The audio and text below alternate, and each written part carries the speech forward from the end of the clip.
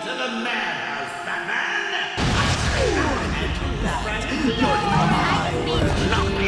The Joker has It's over. I should thank you. This court is now in session. anyone ever tell you? You didn't need to get yourself arrested I will to see command me. forces beyond your comprehension. Are you happy now? Do you want to know something funny? Even after everything you've done, I would have saved you. You son of a bitch! You think you killed me? You can't defend Gotham. Someone is going to take a knuckles bleed. You know, my daughter thinks you're a hero. You are the one who will seal this day. And in doing so, events will occur that you cannot stop. From the ashes of Arkham, the fires will rage and Gotham will burn. And you will burn too.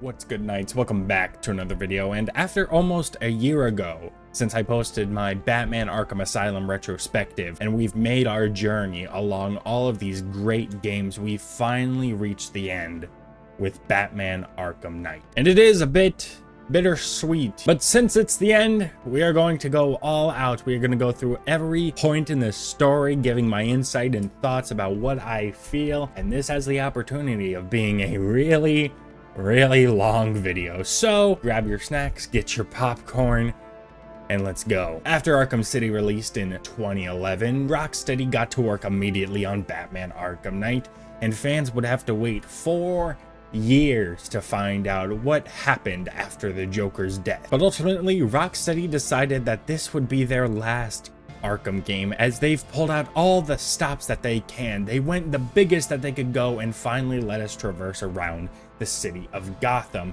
and introduced new things like the Batmobile. This is the natural end for the story. It feels like this is a good place to do it. You know, we really want to kind of go out in style. And the marketing around this game centered around this mysterious character called the Arkham Knight, with the developers teasing that this is an original character, and fans quickly began to theorize on who they thought this character was. Was it someone from Batman's past? Was it someone completely new? The only way to find out was to play the game, so let's not waste any more time and let's dive right in to the story.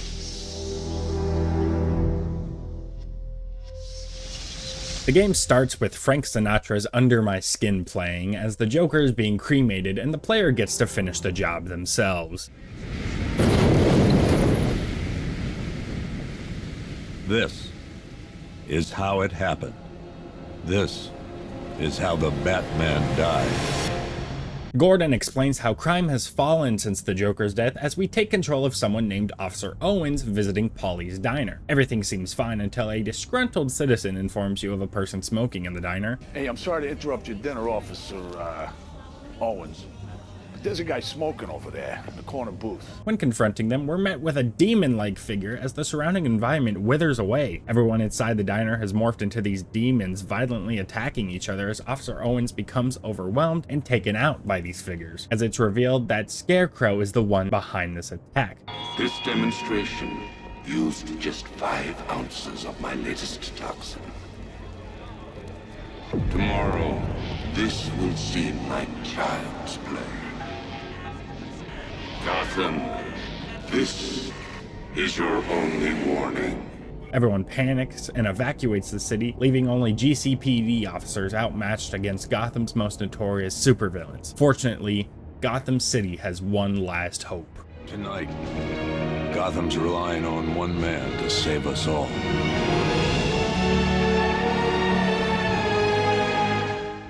This intro is incredible and it accomplishes a lot. It puts to rest any theories about Joker being alive. It introduces us to a new version of Scarecrow who looks very different and much cooler with a new voice in John Noble. We get put into the citizen's perspective to see how much of a threat the new toxin is, and it's very effective. There are also clues to future plot points in the diner, so keep your eyes peeled as you may see some familiar faces. The introduction is interesting as Gordon tells you that Batman dies and leaves the player wondering if he's speaking in reality or metaphorically. Finally, the introduction of Batman is epic and makes you feel like you are the last hope that Gotham is counting on, and you just know that you're in for a great game. Batman speaks with Jim about how they've lost control of the city and Scarecrow's plan to detonate a chemical weapon. Gordon hears a report of a missing police car and Batman gets right on it. We get to speak with Barbara right here as she's still in the city unbeknownst to her father. Instead of speaking to allies through an earpiece like in previous games, we get to talk to them through a broadcast, which makes the interaction more personal. How's my dad doing?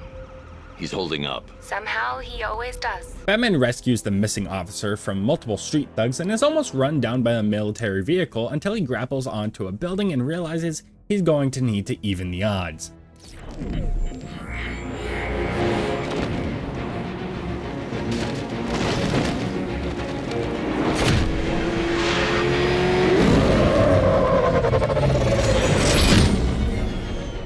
After 3 previous games, we finally get the Batmobile, and it has such a great introduction and looks incredible. It's sort of a marriage between classic elongated Batmobile looks and the bulky tumbler build.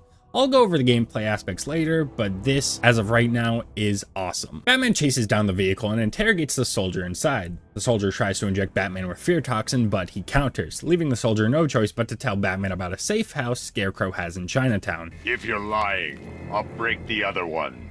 The other one! Ah! This is the most angry we have seen Batman out of the trilogy, and part of the reason is most likely because of Joker's death, as well as some aspects that we'll cover later on. At Scarecrow's safe house, Batman finds Poison Ivy being held captive.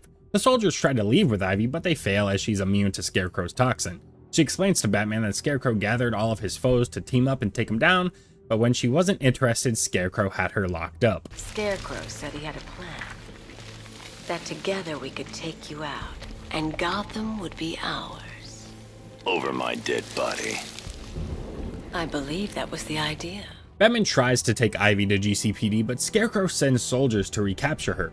Right here we get our first look at the tank functionality of the Batmobile while Batman takes out the soldiers. I love how the Batmobile sprawls out like a spider and looks equally as cool in tank form. After taking out multiple unmanned drones, Batman arrives at GCPD with Ivy. Gordon will inquire with you about multiple side quests around the city, but we'll get to that later. Batman visits the clock tower, which is the home of Oracle. They scan a sample of fear toxin and Batman heads out to locate the source. As he heads out, Barbara vents about lying to her dad. Bruce, I spoke to Dad.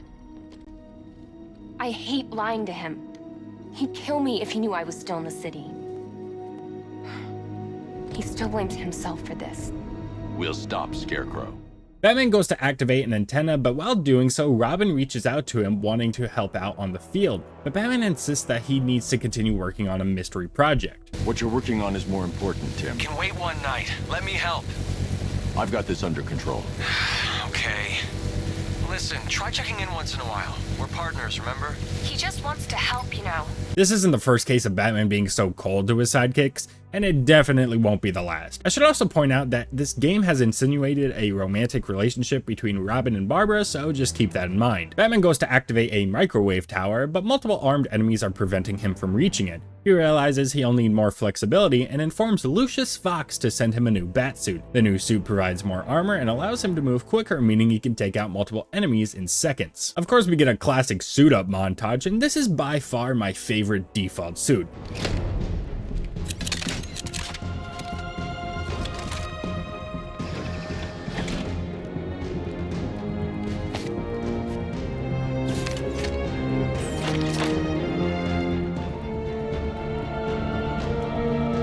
It's more modernized, but still keeps that classic Batman look. After taking down the enemies, Batman uses the radio and microwave frequencies to locate Scarecrow's hideout. We had a cool gameplay segment where we view the city from overhead and eventually locate his base at the Ace Chemicals building. Batman meets with Gordon at Ace Chemicals and is informed that there is still a skeleton crew of workers locked inside the plant. Not long passes before they are interrupted by a mysterious figure inside of a helicopter. Time to die, old man.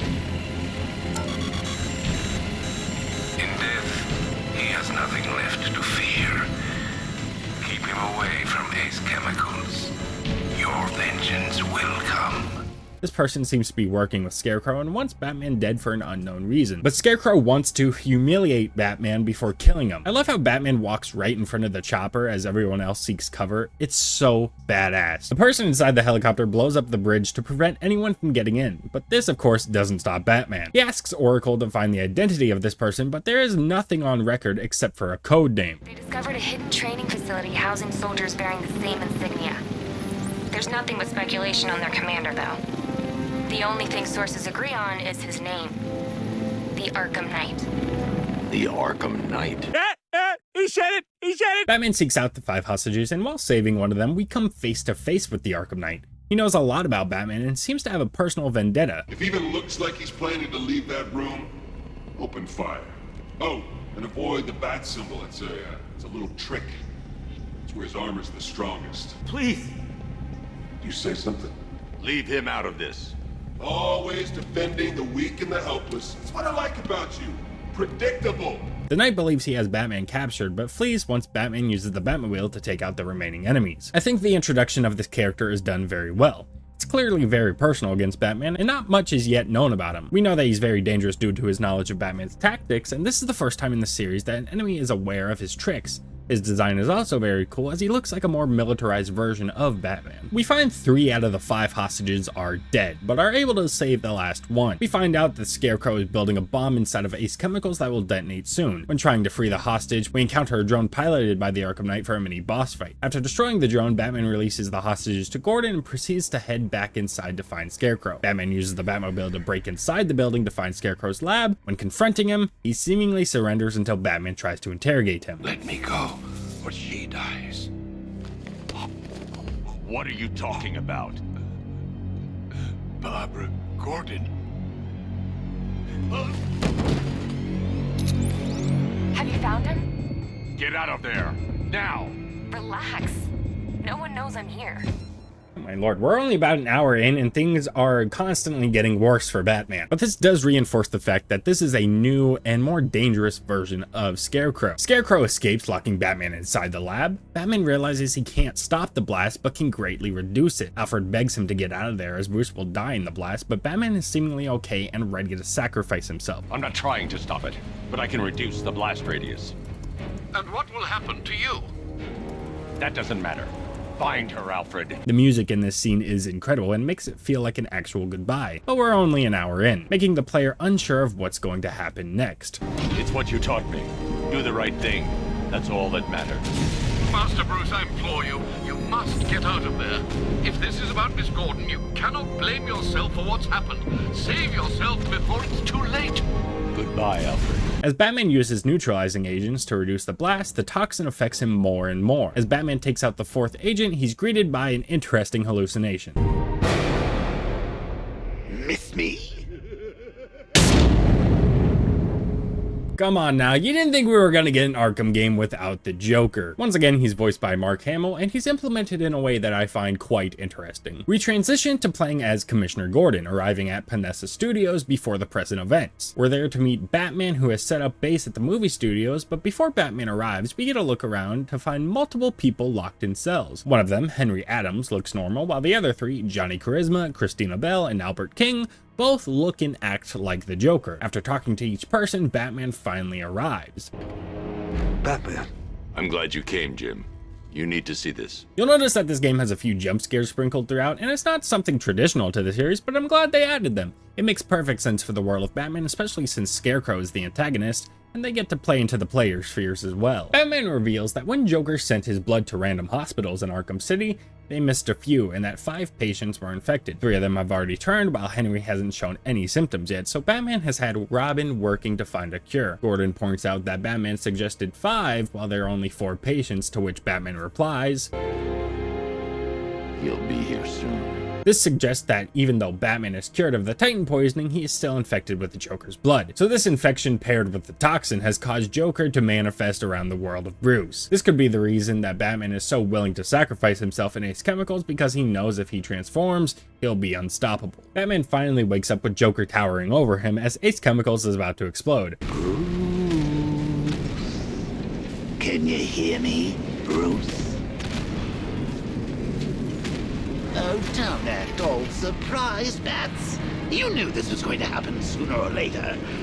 Me stuck deep inside you. Batman manages to barely escape with the Batmobile. When checking in with Alfred, he brushes off Joker's appearance as a one-time incident until he replaces Alfred on the broadcast. Batman meets up with Jim at GCPD to inform him that Barbara has been taken by Scarecrow. No.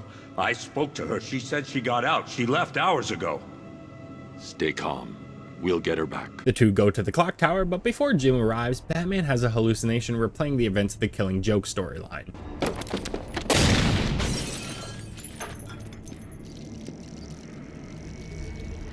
Oh, don't pass out just yet. Come on, show a little spine. After Joker leaves a message that appears on the wall stating, "This is what happens when you drag your friends into this crazy little game of ours." This is a little glimpse into Batman's fears of getting people close to him hurt, and it's clear he still feels guilty about Barbara's condition, as well as her being taken. Gordon arrives at the clock tower and blames himself for what happened, but Batman finally reveals the truth to Gordon. She's strong, Jim. Stronger than you realize. She works for you? Needless to say, Gordon is understandably pissed. Gordon leaves and decides to pursue Scarecrow without Batman. Stay away from my family. I think that went quite well, considering. Batman uses security cameras to find which car the Arkham Knight took Barbara in and tracks it down. He finds that the car has crashed and uses the evidence scanner to reconstruct what happened. This feature was introduced in Arkham Origins and was widely praised for leaning into the Dark Knight's detective abilities, and I'm glad to see it return. When reconstructing the scene, we find out that Barbara caused the car to crash and jumped out before impact. The Arkham Knight eventually captures her again, but she was able to leave behind a scrambler device for Batman. With the help of Lucius, Batman uses the device to find the location of the Arkham Knight's hideout. While breaking into the hideout, Robin reaches out to find out if Barbara is okay, as he hasn't heard from her in a while. Batman decides to lie to Robin and tells him that she's fine and just working on another project. She's working on something for me. It's important. But she's safe, right? Don't worry, Tim. Just keep working on that cure. I can see why he would lie, as finding a cure is important and he doesn't want Robin to put himself in the line of fire, but that doesn't justify withholding that information and removing a choice from Robin that he doesn't even know about. Ultimately, fear is the main factor in this decision, as well as the voice of Joker being a devil on Batman's shoulder. When Joker speaks, sometimes it feels like a conduit to Bruce's true feelings. He even mentions Talia, and it seems her death has also been a driving factor for Bruce's fears. You put her in my crosshairs, Bats. Sure, she didn't do herself any favors, but it was you. You see, people trust you. They believe in you. They follow you into your war, and you are about to get them all killed. After making his way through the hideout, Batman suffers a sneak attack from the Arkham Knight. Making it clear that he knows a lot about Batman, he shoots him in the abdomen. Tri-weave titanium-coated armor plate. Nice. Unless you know exactly where to shoot. It's amazing the resilience that Batman has to tank a gunshot wound and then immediately fight a room full of enemies. After taking out the enemies, Batman pursues a truck containing the Arkham Knight. After he stops the vehicle, he finds out that the Arkham Knight wasn't in it and it was one of his men using a voice modulator to lead him astray. Batman is so fed up at this point that he interrogates the soldier by almost crushing his head with the Batmobile. God damn, he's so cool. He learns that the Arkham Knight has gone to pay the Penguin for supplying his army with weapons. He is later informed that Nightwing has also been tracking the whereabouts of the Penguin's crew and is coming from Bloodhaven to assist Batman. Nightwing meets with Batman and informs him of various weapon caches operated by the Penguin scattered around the city and leads him to one of their trucks. Batman insists that he'll handle Penguin by himself and tells Nightwing that he's needed in Bloodhaven, to which he begrudgingly leaves. Come on, Bruce. Look, let me help. You can't do it all on your own. It's too dangerous. I won't risk losing anyone else. Bloodhaven needs you. All right. I can take a hint. Batman tracks the truck back to their hideout where he finds the Penguin and interrogates him. He learns that the Arkham Knight and Scarecrow have gone to see a scientist named Simon Stagg who has airships above the city. Penguin scrambles away and Batman gets pinned down by henchmen, but luckily Nightwing saves him. Right out of the... This is you handling it, right? Now don't worry. You can thank me later. I love that Nightwing doesn't listen to Bruce all the time, as he's the most experienced Bat family member aside from Batman. He's known Bruce for almost his entire life, so he knows when Bruce seems in over his head and insists on helping. It makes Nightwing feel like his own hero rather than a sidekick. After destroying the weapons cache, Batman leaves it to Nightwing to find Penguin's other locations and heads off towards Stag airships. When breaking in, he finds that the Arkham Knight's militia has killed all of the workers on board and eventually finds Stag surrounded by soldiers. After taking them out, Stag reveals that the soldiers were taking generators and that Scarecrow was on the second airship, but while talking to him, Batman encounters another hallucination of Joker. Did he have anyone with him? Oh, you mean Barbara Gordon?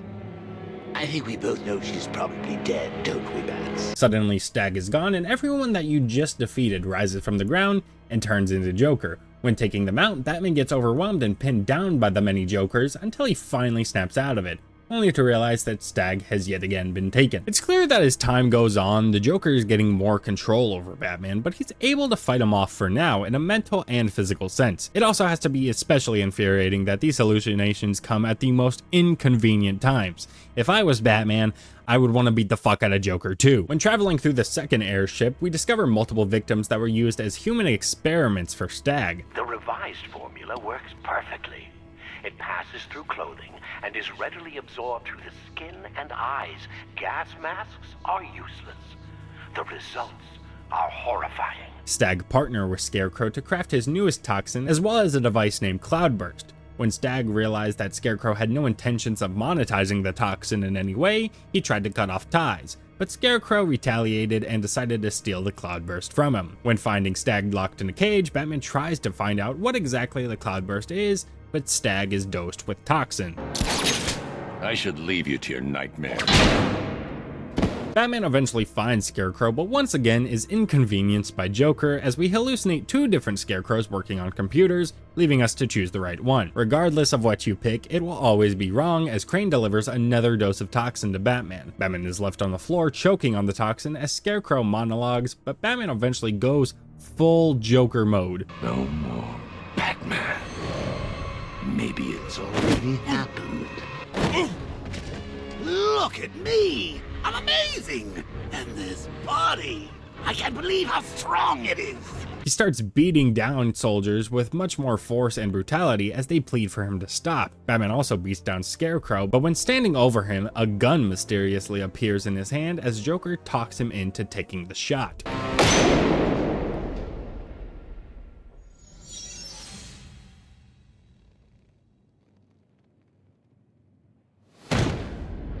Batman breaks down as he realizes that his one moral code is in jeopardy as he gives in to the idea of killing Scarecrow and letting the Joker win. Each time that he suffers a dose of toxin, the Joker gains more control. Thankfully, it wasn't real, but at this moment, he's not sure how much longer until the idea becomes reality. Crane notices that Batman is acting very differently and much more brutal. Before Batman can stop him, the Arkham Knight helps Scarecrow escape and takes the Cloudburst. The Knight fires a rocket at Batman, which he mostly dodges, but it leaves him hurt for a moment. When Batman finally stands, Alfred informs him of a broadcast coming from Scarecrow, revealing that Barbara is trapped inside his safe house. Batman goes to rescue her, but Crane doses her with his toxin, causing her to panic and shoot at Batman. Barbara, it's me! Your friend. You won't get me. I won't let you get me.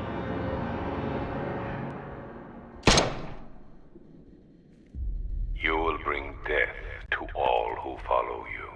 This is the exact thing that Bruce feared would happen, and Scarecrow capitalized on it. Bruce is broken at this point, but he can't mourn for long. We'll come back to this moment later on, and I'll expand more on my thoughts there. Alfred informs Bruce that the Cloudburst is a dispersal device capable of spreading toxin across Gotham. Batman has the sudden idea to visit Poison Ivy as she's immune to Scarecrow's toxin. At GCPD, he asks Ivy for her help, and while she's not crazy about the idea, she eventually agrees as she wants to protect Gotham's plants. On the way to the Botanical Gardens, Batman comes across Cobra tanks, which he has to take down with the Batmobile stealthily. I'll be honest, I don't love facing these things as it's quite laborious, but hopefully there won't be any more later. The plan is to use ancient plants that can combat Scarecrow's toxins, so Ivy waits inside and takes control of a tree, while Batman goes to uncover another from underground. Once the giant plant is free, Ivy takes control and Batman heads back to Panessa Studios to analyze the Arkham Knight's forces on Founders Island. While doing so, Robin expresses further concern for Barbara, but Batman still chooses to lie to him. I still haven't heard from Barbara. Trust me, Robin. She's fine. I need you to focus on the cure. This is an absolute moral conundrum if you ask me. He needs Robin focused on the cure so that the patients, and unbeknownst to Robin, Batman don't turn into the Joker. Alfred warns him that this may be a bad decision, but Batman still chooses to withhold Barbara's death from him. Batman also doesn't want Robin to take the Gordon route and go off on his own where he could possibly lose another companion. On the other hand, the Joker's voice inside of him is giddy with excitement at the thought of raising Robin's hopes and breaking him later. I thought for sure you were going to tell him. Come clean like you did with Gordon. Ah, but you realized. Why break him now when we can crush him later? It's classic Joker.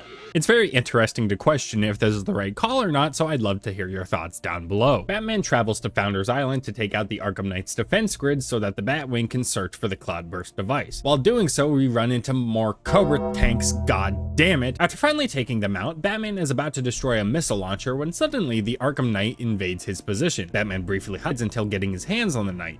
Who are you? Not yet, Dark Knight. It seems that the Knight is nearly matched in skill with Batman, and I have to imagine how annoying it is for Bruce, who has insane detective skills, to get so close to the Knight but not learn anything about him. Batman takes out the Founders Island defenses and returns to the clock tower to analyze the Batwing's data. Nothing has been found yet, but suddenly an emergency distress call comes in from the movie studios. Henry informs Batman that they are under attack by none other than Harley Quinn, who finds out about the various Joker patients locked in there. So you do remember me. That's weird, because you killed the only thing I ever loved. And now I find you've been keeping a whole new generation of Jokers to yourself. I know. Awkward. When arriving at the movie studios, the elevator ride seems to go on for an extended period until you hear the iconic Arkham Asylum chime. Turning around, you'll find that the Joker is strapped to a gurney like he was at the beginning of Batman Arkham Asylum. Through Joker's dialogue, we can infer that there's a part of Batman that believes he killed the Joker. Oh, come on. You think you're different because you never killed anyone? Newsflash! You killed me. I was there, remember? You destroyed my cure right in front of me. Watch me choke on my last laugh. Upon arriving, we help Robin defeat multiple enemies as they proceed to interrogate a goon, but he's pretty much useless, so the pair analyze the Batcomputer and realize that Harley somehow bypassed all the security protocols, but they're unaware of how. She freed all of the infected Jokers who have now scattered around the movie studios, leaving Batman and Robin to go find them. It's cool to finally see Batman and Robin fight alongside each other and work together as a dynamic duo. Also, regarding the Asylum callback, I feel multiple similarities to Asylum in the upcoming section. Running through corridors to fight villains in their respective territories as they taunt you through TV screens and you beat up thugs along the way, that is essentially what you do throughout the entirety of Asylum. We take down each Joker in their own area, starting with Christina Bell. She sends out multiple goons knowing Batman will take them out and enjoys the idea of Batman chasing after her. After working with Robin to take out the henchmen, they bust down the door to apprehend Bell, to which she tries to attack Robin, and if you're too slow, she will repeatedly claw his face. When going after Albert King, he is very much ready to fight and even repeats the line calling back to Arkham City. Where do you want to start? How about getting your asses kicked 101? Let's start with getting your ass kicked 101. We face multiple thugs and take on Albert head-on for a boss fight until he's finally taken down. Finally, there's Johnny Charisma, which is definitely everyone's favorite Joker to pursue as he tries to serenade Batman, but before he can start singing, Joker takes his place and performs a hilarious song making fun of Batman's greatest failures. I can't play it as I'll get copyrighted straight to hell, but I'm sure you've heard it before. As Charisma sings, he is strapped with a detonator linked to bombs placed around the room, and Robin takes the time to disarm them while Charisma is distracted. Finally, they take Charisma down in style. No encore? I love that each Joker patient carries a distinct quality from the Joker's personality. Charisma possesses the, well, charisma and showmanship of the Joker, Belle has the obsessive qualities of the Joker, wanting Batman all to herself, and is most likely why she attacked Robin. Finally, King adopts Joker's aggressive nature, wanting to hurt Batman and Robin. Now, catching these guys wasn't exactly a breeze, as some interesting interventions occurred between each section. As Robin takes one of the patients back to their cells, Batman traverses by himself for a bit, where he finds what looks like Jason Todd strapped to a wheelchair by barbed wire with his head covered by a bag, as Batman hallucinates a recreation of what occurred between him and the Joker. Batman? Is that you? Batman's not coming to save you, Jason. He'll come. It's been 6 months now, Jason. I think it's time to face facts. Screw you. Now, I know it hurts, but sometimes you gotta be cruel to be kind.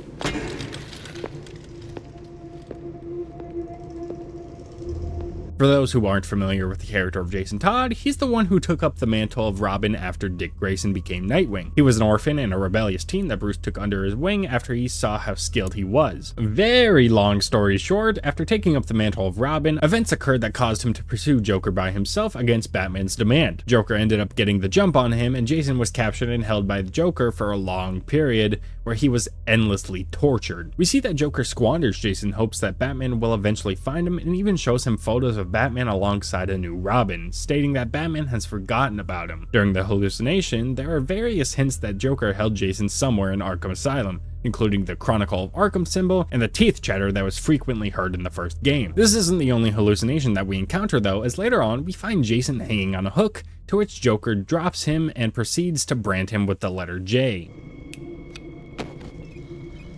We don't want him to end up back here, do we?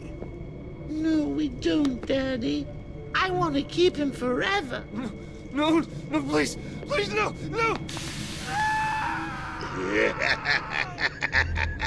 Sometimes I feel like it's easy to forget how evil the Joker is. This is literally a kid, but just because he's associated with Batman and is taking away the one-on-one dynamic from the Joker, he just keeps him trapped and tortures him for fun. Jumping back to the present, as Batman and Robin take the last Joker to the cells, the duo come across Harley Quinn. Batman is hidden, leaving Robin to talk to her by himself. If you think you're taking him back to the cells, think again! He's got the Joker in him. They all have.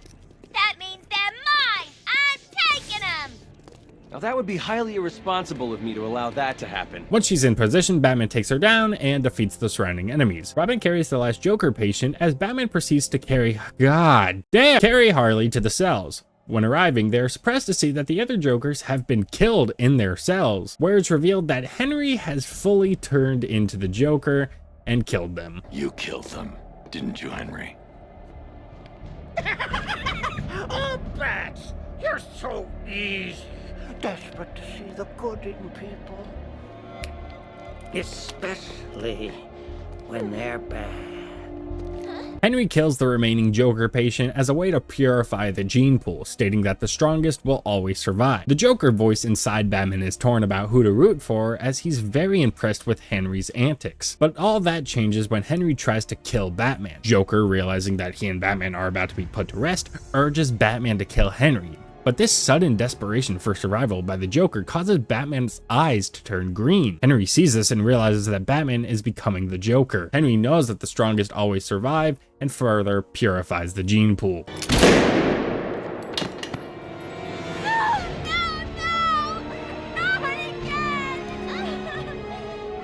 Right. You're the last Joker. That other cell's for you. I need to stop Scarecrow. When I'm done, I'm locking myself away.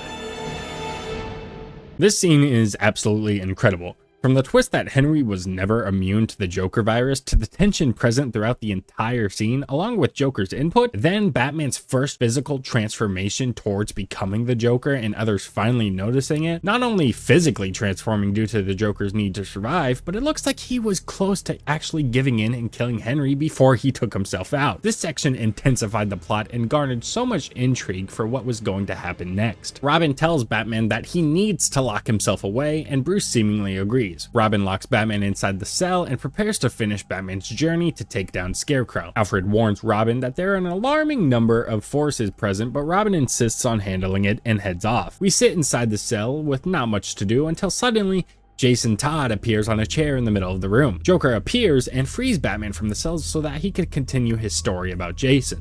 Have you got something to tell the nice man, Jason? My name is Jason Todd. Who do you hate?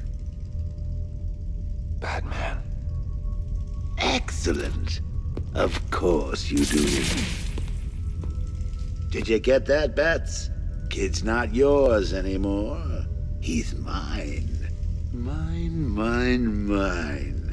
To do with as I wish. Hey, I never asked. What's the big secret? Who is the big bad bat? His name. Tell me. Of course, sir. It's... Never could stand a tattletale.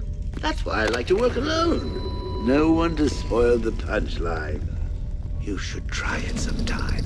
After all, you've seen what happens when you drag your friends into this crazy little game of ours. It seems that Joker sent this film to Batman, and he even repeats the same phrase that appeared earlier on the clock tower during the Barbara hallucination. This phrase has haunted Batman, and he most likely hears it in his mind every time he involves himself with allies. After the hallucination, Robin appears in the same spot near the cell, asking Batman to get in, confirming that when Batman entered earlier, it was just a hallucination. This time, Batman throws Robin inside the cell and cuts his communications with Alfred, and right here you can choose to tell him what happened to Barbara. Tim, there's something you need to know. Something's happened. No. Not her. Don't say it. Barbara's... she's dead. I'm sorry. Let me out. I can't. They're targeting everyone close to me. I won't let them get you as well. Bruce, please. I have to do this. No. You son of a bitch! How dare you! You don't get to decide! Get away from me! Go! Man, playing this after Suicide Squad makes me appreciate the level of depth and storytelling we had. I feel bad for Robin, as he most likely feels entirely useless. The cure he was set to work on was pointless, his girlfriend went missing and was killed, and he was completely left in the dark, and now he's trapped in a cell with nothing left to do but process everything. Joker even makes a completely fair point about the entire situation.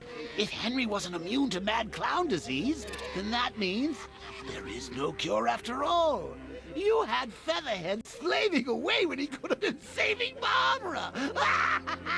After Batman has seen constant tragedy fall upon the people he recruits as an ally, he lets fear take over instead of tackling the conflict together as a team. He isolates Robin to avoid tragedy befalling him, the same way it happened to Jason, the same way it happened to Barbara. Alfred alerts Batman that the Arkham Knight has deployed more drones in the city to regain control of Gotham, as well as seismic activity that's occurring on Mia Gotti Island. Batman investigates the seismic activity to discover that Poison Ivy has been taking out a plethora of drones. Batman warns that she has given away her location, but she is adamant about payback against Scarecrow. Ivy helps Batman take out the drones in the area, but Batman is left to take out more fucking Cobra tanks! After taking out the Cobra tanks, Batman prepares to take Ivy back to GCPD as it's no longer safe for her outside. But before he can do so, Alfred informs him that the Batwing has located the Cloudburst. He informs Batman that it is being piloted in a tank and emitting large amounts of energy. Batman figures out that the Arkham Knight is piloting the Cloudburst, but suddenly it erupts, spreading fear toxin across Gotham. The toxin races down the streets, engulfing everyone, including the Batmobile, which destroys its generator and rendering it useless. Everyone inside the toxin is sent into a crazed state and starts relentlessly attacking each other. Poison Ivy's plants start dying since the Cloudburst has amplified the toxin. She tells Batman that he needs to take out the Cloudburst for the plants to do their job, as she decides to stay and provide power to the plant. Batman grapples upward as we get a new look at Gotham City.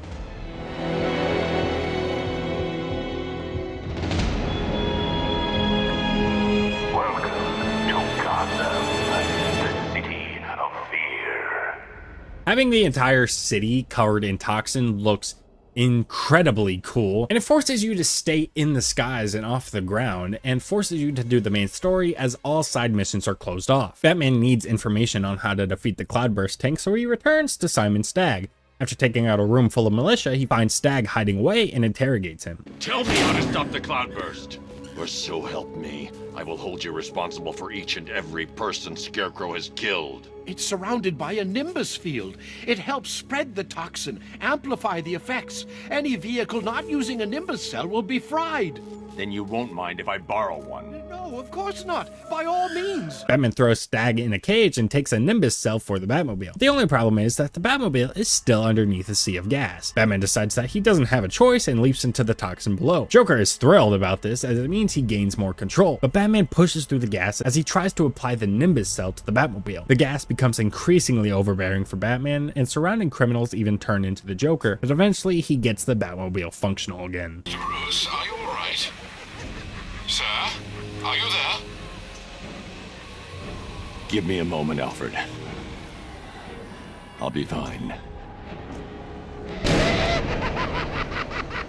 You're not looking too good, old boy. This is a showcase of Batman's immense willpower. At this point, he's inhaled more chemicals than Cheech and Chong. This man is choking on toxin while working on the Batmobile and fighting off thugs at the same time. I also love how driving underneath the cloud looks. It gives the city such a gross looking makeover as you navigate through this rustic atmosphere. There's too much toxin clouding the Batmobile's scanner, leaving Batman unable to find the Cloudburst. With the help of Poison Ivy, he locates another plant, but it's deep underneath Founders Island. Batman heads underground, facing a plethora of militia forces along the way. Once he finds the plant, he uses the Batmobile's sonar to break it free, and it's brought back above ground. The Arkham Knight sends a fleet of drones to try and take down Ivy's plant, but Batman puts a stop to them. With the plant free, Batman can now find the Cloudburst, and the Arkham Knight tells him to come face him. Oh, you found another tree.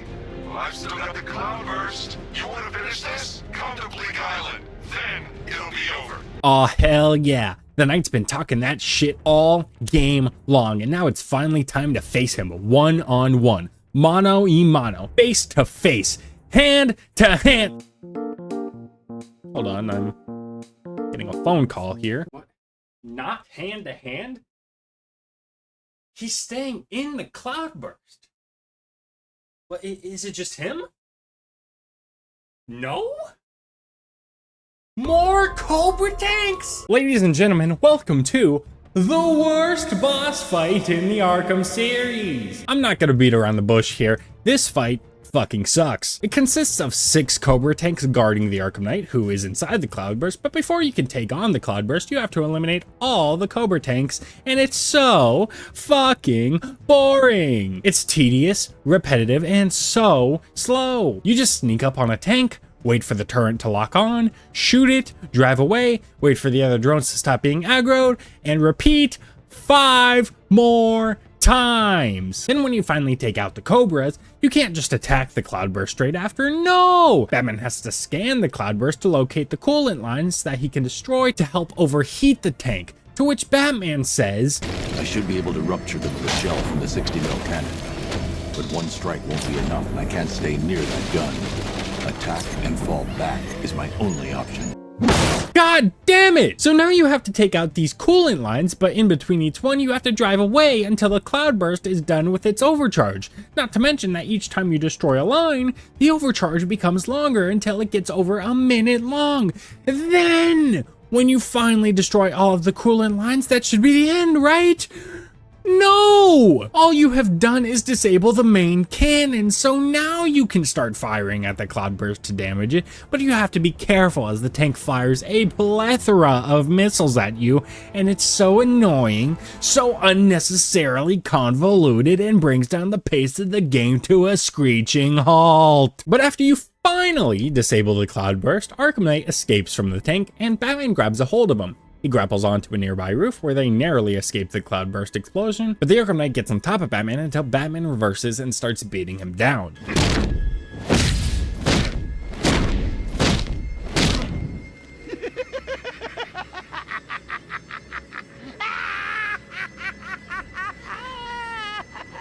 Once again, Joker is a massive inconvenience for Batman, and I'm curious to know the number of people who had to do a double take for a split second when they saw Joker under the mask, but then realized it was just a hallucination. Batman tries to reach Ivy to let her know that she can purify the remaining toxin now that the cloudburst is gone, but she isn't responding. Alfred informs him that the gas is starting to overwhelm Ivy's plants, so Batman goes to check on her. When we arrive, Ivy is looking horrible as draining the toxin is taking a toll on her, but she doesn't quit.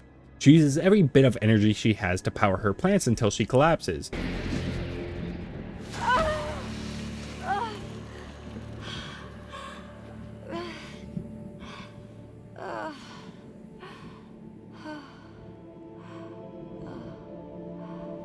Nature always wins.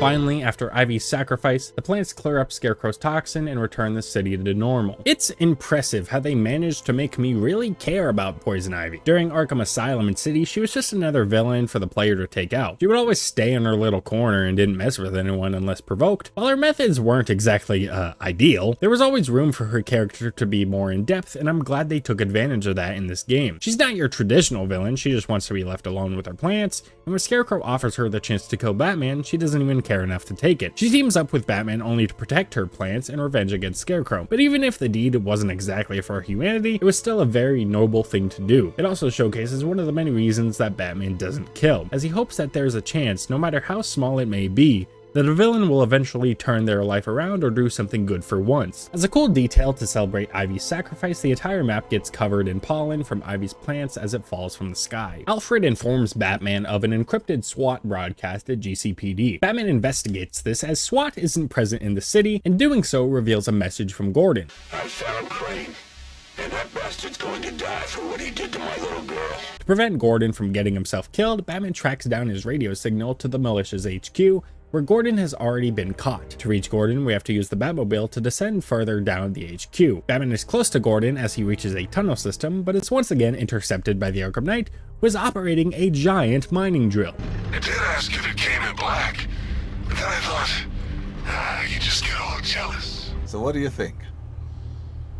Does it come in black? We proceed to lure him down multiple tunnels with explosives planted at the end of each one. This section is pretty fun as it delivers some intensity with the Arkham Knight chasing you right on your tail. The slow-mo shots as each tunnel explodes are awesome, and the fight is pretty fast-paced. Eventually we get cornered with nowhere to go as the Arkham Knight taunts Batman and reveals that he knows a lot more than he's let on. You think Crane found Oracle on his own? I'm the one who told him about Barbara. Me! I told you I knew everything about you, didn't I? Don't worry, Bruce. I kept some secrets to myself. With no other choice, we have to abandon our Batmobile as the only opening is up.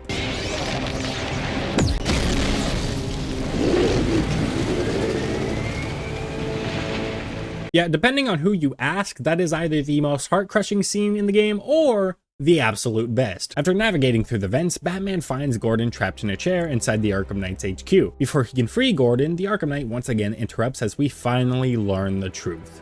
Turn around.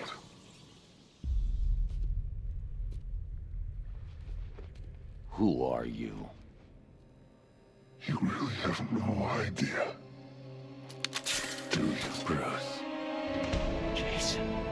But you're dead. Yeah, I'll be honest, I think anyone with a pulse could have seen this reveal coming from a mile away. Even if you don't know the character of Red Hood, this game pretty much spoon feeds you the identity. I do think that even though it's very predictable, it doesn't take away from the emotional impact. Batman is shocked and lost for words as it looks like he's seen a ghost, and the pain that Jason feels is finally coming out. The performances of Kevin Conroy and Troy Baker in this scene are top notch. This interaction feels like one last present from the Joker as he was able to turn Batman's trusted sidekick into a hateful, vengeful soldier. Having Jason team up with Scarecrow was also an excellent choice, as Scarecrow has been trying to exploit the fears of Batman, letting down his allies, and Jason is the epitome of that. Joker sent me the film.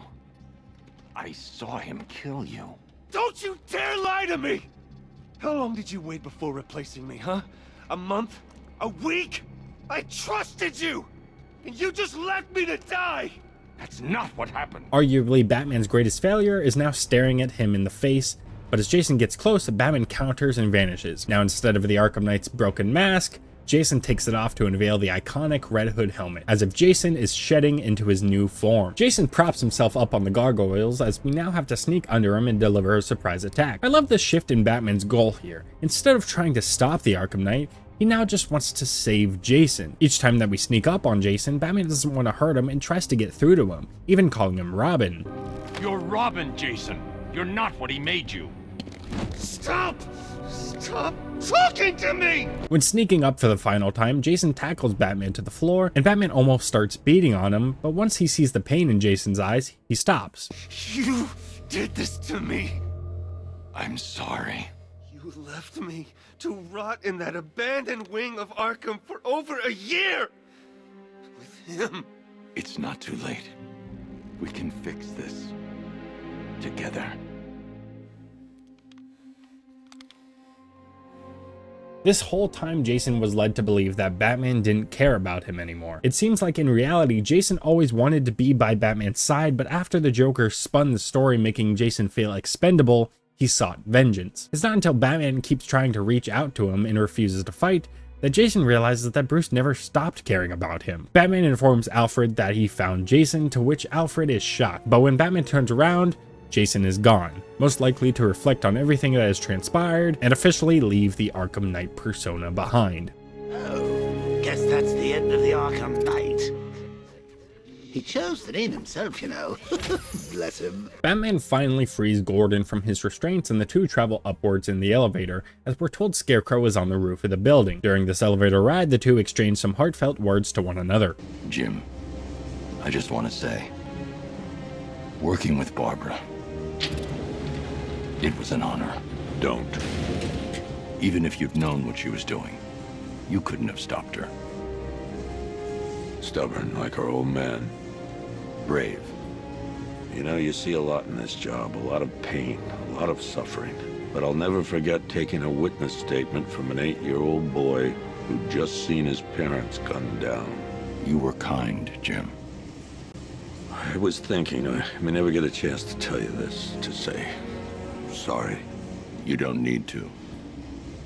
We're the same, Bruce. We'd do anything for our family. It's not explicitly stated how Gordon knows Batman's identity, but Jason did outright say it in front of Gordon. I like to think that Gordon had a hunch for a while, but Jason just confirmed it. This conversation is so well written, as well as the majority of the dialogue in this game. The lines feel authentic and natural, and the performances drive these scenes home. The two reach the top, seeing Scarecrow stand near the edge of the building. Gordon points his gun toward him as Batman tells him to surrender, but Scarecrow has other plans. It is time. Time for what? Jim. I'm sorry. It was the only way. Get me my daughter.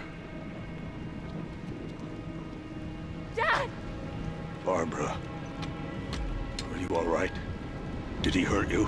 What are you doing? I am so glad Barbara is alive, and since Barbara is alive, I can finally go back and expand on my thoughts about her fake out death scene. I'll be honest, it was very lackluster. For one, it wasn't all that emotional for me, as it seemed very sudden and a scene which we quickly moved on from. For a character that has been with us since the beginning, it just fell flat. Second, I feel like it's very easy to tell that something is off about the whole thing. We've been hallucinating the entire game, and Scarecrow has constantly been messing with Batman's mind, so it's kind of hard to take this death at face value. Maybe it was intentional for the death to seem out of place to plant that seed in the player's mind, but weirdly, it adds to the relief of her being alive because she didn't actually die in such an awkward manner. Regardless of that, the scene that plays out before us is wonderful. Gordon betraying us makes sense because he just said 30 seconds ago that he'd do anything for his family. Even though he has turned the gun on Batman, you could tell that he's not doing so with malice. Scarecrow leads Jim to believe that he'll free Barbara if he shoots Batman, but once he does so, Batman falls over the edge, and Scarecrow explains that Gordon must face his fears while leading Barbara over to her impending doom. You don't scare me. Shh. It's okay to be afraid.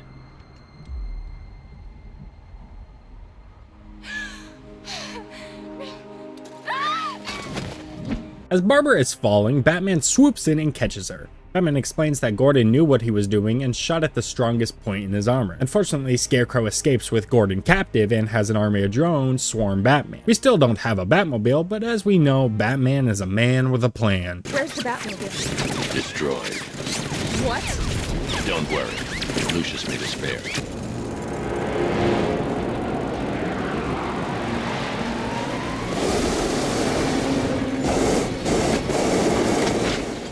Regardless of how you feel about the Batmobile, you have to admit that this scene is cool. I love that instead of the full black design, this one bears a resemblance to other Batman designs with the gray and the yellow. After taking out the drones, Batman carries Barbara to the Batmobile along with a snarky comment from the Joker. Remember the time you carried me like that? I don't, because I was dead. As Batman takes Barbara to GCPD, she has a conversation with Batman and says a line that Batman needs to hear. Barbara, Scarecrow manipulated me. I watched you die. He gassed you, Bruce. You don't need to worry about us or feel responsible. We're fighting with you, not for you, okay? It's good to have you back. Batman constantly blames himself anytime something bad happens to his allies and feels responsible for them. But he's never forced anyone to do so. All of them know the risk of teaming up with Batman and choose to help him willingly. I like to think that what Barbara said helped put his mind at ease for just a moment. When arriving at GCPD, Barbara gets straight to work trying to track down Scarecrow, but before she can find anything, the building starts to shake. The alarm starts blaring as Scarecrow has sent the militia to take down the GCPD. Gallant police force of Gotham, I have a message for you. You are not safe. You are not protected. Batman will not save you.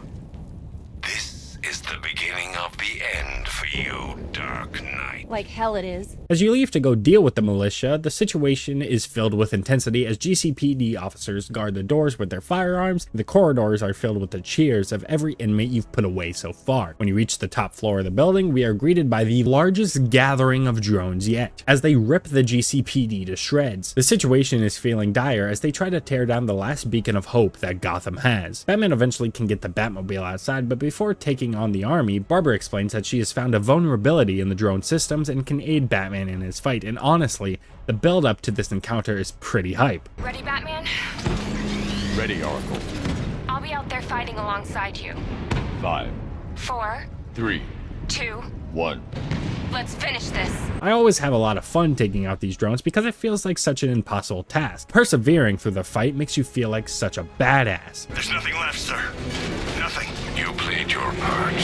Now Batman will play his. After taking out the drones, even more soldiers try to break into the GCPD through the roof, but Batman takes care of it once again with the help of Oracle. The GCPD is saved, but as Aaron Cash is giving his gratitude, Oracle learns that her dad's voice was used to gain access to the movie studios and expresses concern for Robin. When going to check the movie studios, we see that the Scarecrow symbol is painted on the cell and Robin has been captured. Joker starts mocking Batman for this failure as Scarecrow sends a message to Batman. Looking for someone.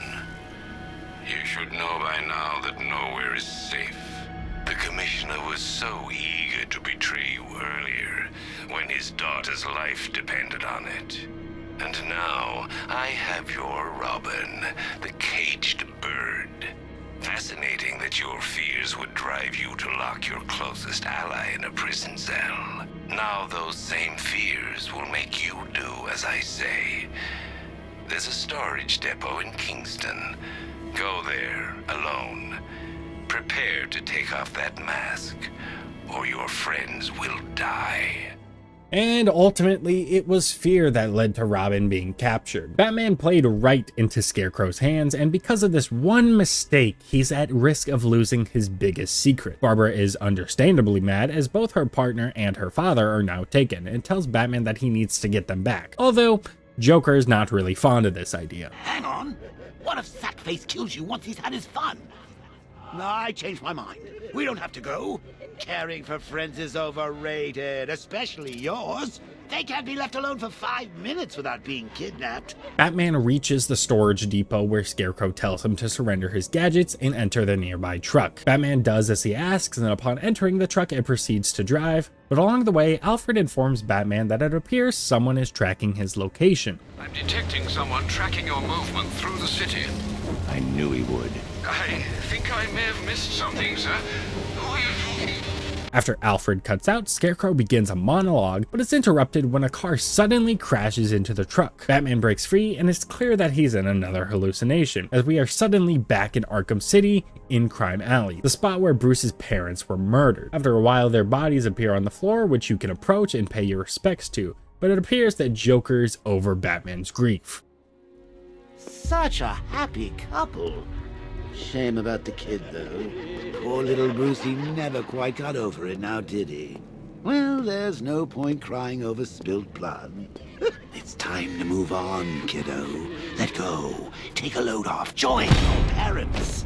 Uncle Jay will take it from here. Joker appears fully healed compared to how sick he looked at the beginning of the game, showing that he's ready to take control. Multiple Jokers start appearing, and Batman takes them out one by one, except that similar to how he acted on Stag's airship, he uses excessive force and brutality against the Jokers, constantly using moves like breaking their back or stomping their face into the ground, until he eventually takes hold of the Joker by his throat. Joker coaxes Batman and the player to finally give in and kill him. There's only one way to stop me, Brucey, old boy. Come on. You've killed me once already.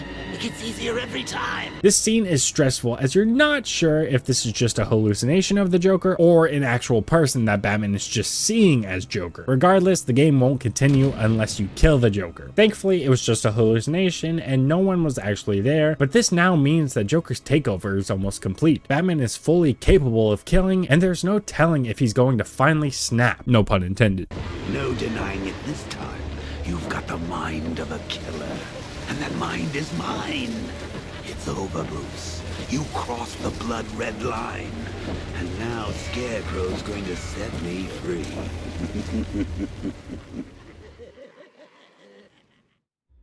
If you are a die-hard fan of the series, you probably recognize this camera work and immediately knew what was coming next, as Batman is brought back to the place where it all started.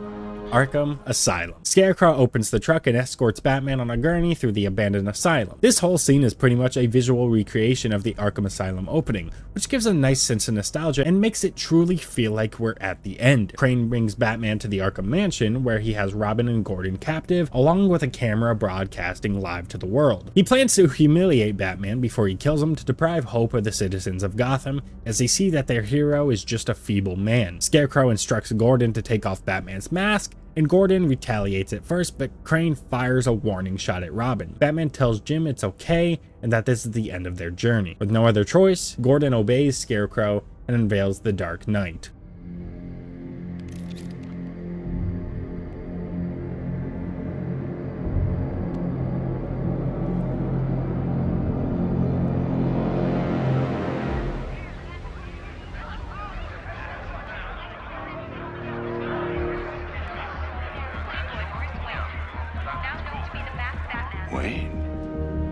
Bruce Wayne. Even though it's the final game in the series, I was still very surprised that they revealed Batman's identity to the world. But this scene is excellent. The tension that builds throughout, along with the music and the slow burn of Gordon taking off the mask, makes you wonder and hope that something happens to prevent it, but it doesn't. Scarecrow succeeds in making the player feel hopeless at this moment, as we're aware that there is no going back and this is truly the end. After Batman's identity is revealed to the world, Scarecrow begins the humiliation of the Dark Knight, as he injects him with a dose of toxin on live TV. This scene transitions as we stand before Penguin, Two-Face, and Riddler, along with Killer Croc in the background. They debate whether or not they should kill Batman, and Penguin states that he's killed 50 of his men. The camera slowly turns to reveal that it's not Batman on the gurney, but this time, it's Joker. Guys! It's great to see you. I've had a devil of a time tracking you down. Tracking us down? We caught you! Oh, Cobblepot. Always cruel, but never cunning. Croc, old boy, you might want to duck. Joker calls in his own Batmobile, which looks awesome, but proceeds to kill all of the henchmen inside the room. After doing that, he hops out and states, So more fun with my hands on the controls. It's clear we're not just looking at the Joker. We're looking at a Batman who has given in and become the Joker and is now on a killing spree. We proceed to play as the Clown Prince of Crime, maneuvering through the hallways and running into the villains that were confronting us earlier. They all plead for their lives, but Joker kills them anyway. I can't believe you. We eventually run into Two-Face, and after killing him, Joker goes to exit the building, and suddenly Two-Face's corpse on the ground turns into Gordon. Please. This makes the scene unnerving, as we aren't sure if Batman actually just killed Gordon in real life. Joker leaves the building to the sight of a burning Gotham City. This may be my finest work yet. Please listen to me. After all the good you've done for the city, think about what you're doing. Sir, I'm begging you. Master Bruce. Batman, you have to listen. Think of your family, Bruce. Your father, what would he say if he saw you like this? Please stop this rampage. Oh, Alfred, sweet, loyal Alfred. Master Bruce is gone. But don't you worry, your new master's coming home.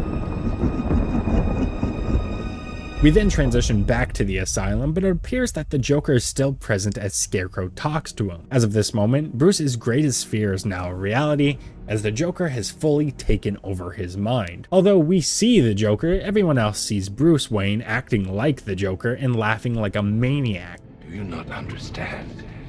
It is over. Get ready for the encore.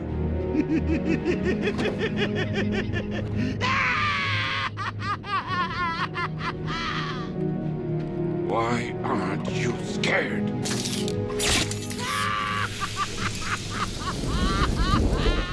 At this point, it truly feels like we've lost, and there's nothing we can do. Scarecrow has us trapped, and the Joker is enjoying his newfound freedom as he's finally won. The only problem is, since this is now the Joker's body and mind, once Scarecrow injects us with more toxin, it's no longer the fears of Bruce Wayne that's being exploited.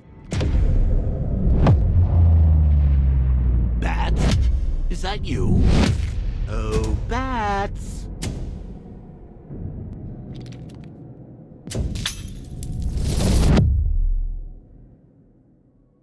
Joker turns on his flashlight and is met with the iconic image of Batman carrying his corpse. Turning around reveals the cremation of the Joker that took place at the beginning of the game. Ooh, crispy. The setting appears very gothic and Victorian, closer to the aesthetic and atmosphere of The Dark Knight. We come across a statue of the Joker, but the head instantly crumbles off and Joker isn't too pleased with the presentation.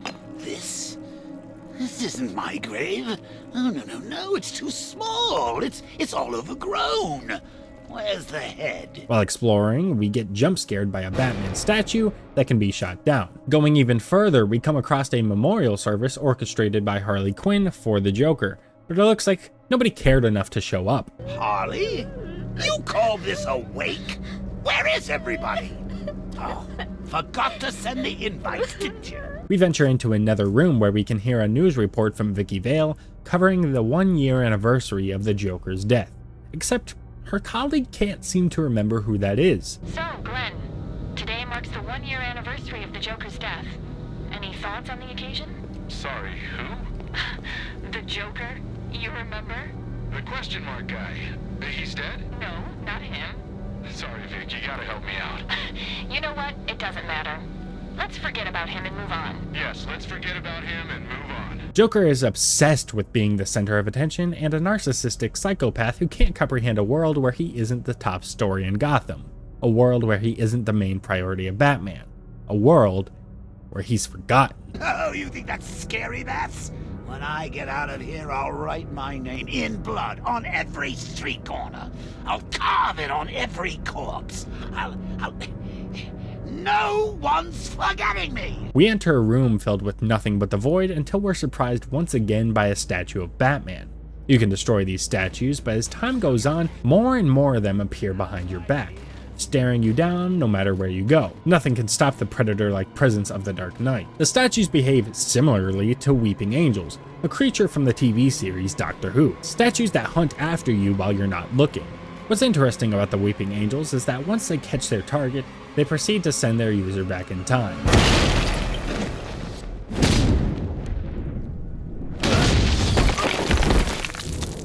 This is exactly what the Dark Knight does as we enter a familiar part of Arkham Asylum, the intensive treatment building where Joker escaped custody at the beginning of all of this, where he plans to escape this hallucination, but the Batman has other plans. You're afraid of being ashes. You're afraid of being forgotten. And you will be forgotten, Joker. Because of me. Joker fires at Batman, but the shots do nothing until Batman grabs him as he battles for control of his mind. I am vengeance. I am the Knight. I am Batman. We finally take back control of Batman, fending off the Joker into his cell. He's resistant, but eventually Batman finally locks him inside for good this time. No, please! No! Goodbye, Joker. No! Bruce! Don't leave me! Please! I need you. And with that, Bruce's eyes turn back to their natural blue color, signifying the end of the Joker. What an incredible sequence to play through. I love how they showcase the mental battle between Batman and Joker, and we get to see both their fears play out along the way. It's great that instead of there being a magical cure to get rid of the Joker, Batman had to use sheer willpower to take back his body, not only suppressing his fear of becoming the Joker, but suppressing the voice inside his head that's been reminding him of his failures. The voice that's been conjuring doubt among the Dark Knight, that he isn't good enough to save the ones closest to him. But after all the struggles, the deprecation, the fear that the Joker brought, he is finally able to lock the Joker away in the deepest parts of his mind and remember that he is vengeance, he is the Knight, he is Batman. But Scarecrow still has the Dark Knight captured and attempts to humiliate him one more time. But things don't work out for him and we get this amazing moment. I've won. I'm not afraid, Crane. Impossible.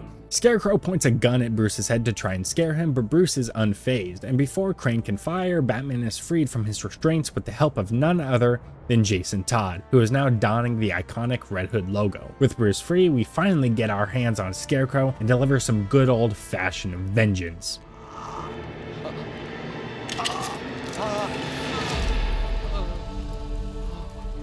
What's wrong? Scared. Scarecrow screams in terror as he envisions Batman as a demon lurking after him until Jim finally takes him down.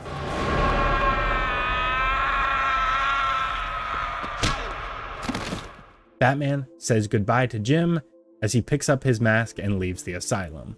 Look after him, Jim. Look after them all. You've been a good friend. The best I could ask for. You were there at the beginning. And now, you get to see how it ends.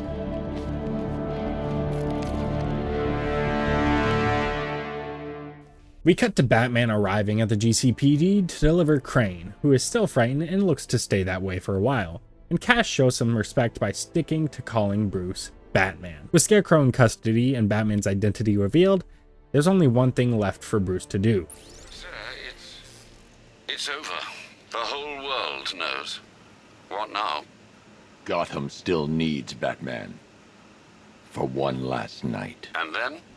Prepare the Knightfall Protocol. Are you sure? There's no other way, Alfred. It needs voice confirmation. Martha. Very good, Master Bruce.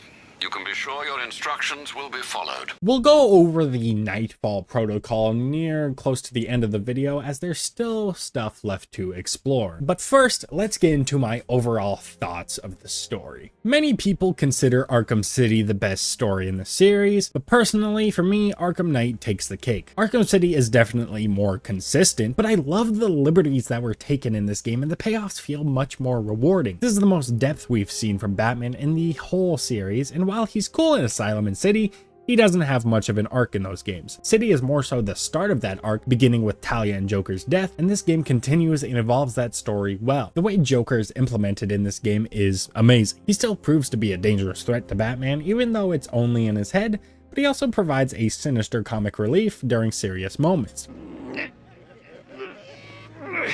I can handle it. Though it has been a while, maybe a little rusty. Open fire! Shoot everything! Now!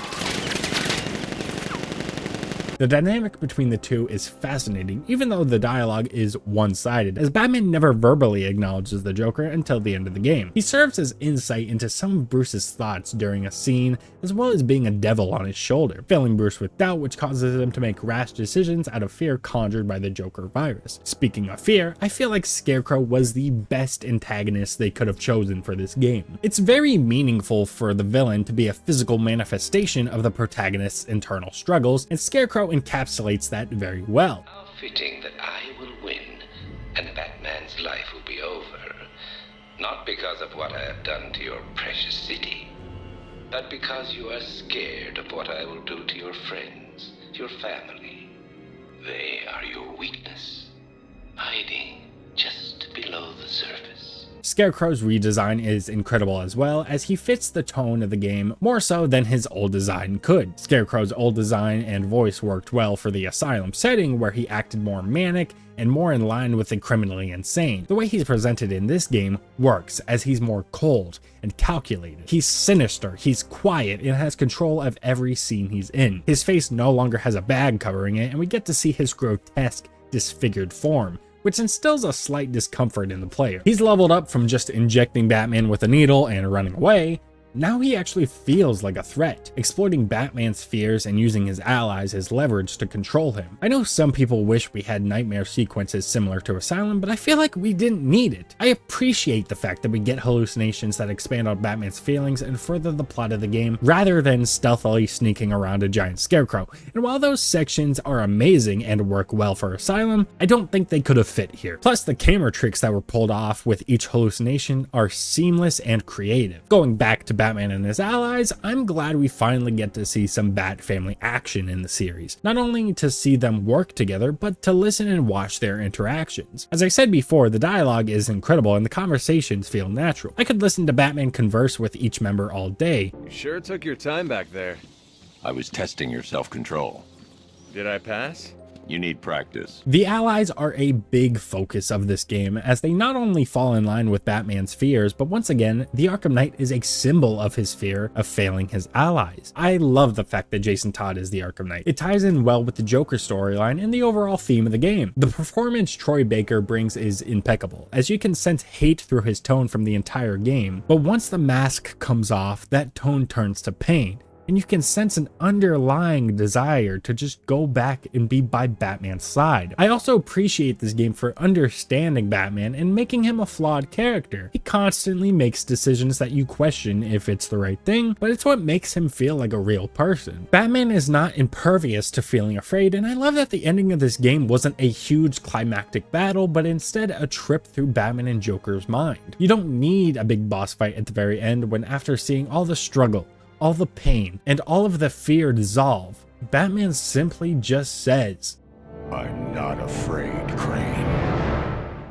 That line is so satisfying and completes the arc of Batman well. Now that I've expressed all the love I have for this game and I've sucked its dick for about almost an hour, I do have some gripes. Let's address the elephant in the room. And the most common critique among players, the Batmobile. I actually like the Batmobile's core gameplay and mechanics. The driving is very fun and the tank combat is enjoyable. The problem lies with the overutilization of the Batmobile. You have to use the Batmobile a lot to progress through this story, and while I don't have a problem with using it for certain puzzles, it's very anticlimactic that out of the 4 times that you have some sort of fight with the Arkham Knight, 3 of them are in the Batmobile. The rivalry between the Arkham Knight and Batman is supposed to be personal, and we're led to believe that the Knight is matched in skill to Batman, but that build-up doesn't matter if they just end up using tanks. All of the fights against the Knight are mediocre, as we never actually get to fight him, and by the time we do get our hands on him, it's just a stealth section where Batman isn't even trying to fight because he knows it's Jason. This leads into my next gripe, which is the severe downgrade in boss fights. Arkham City had some incredible boss fights, so the expectations for fights in this game were high. But the problem is,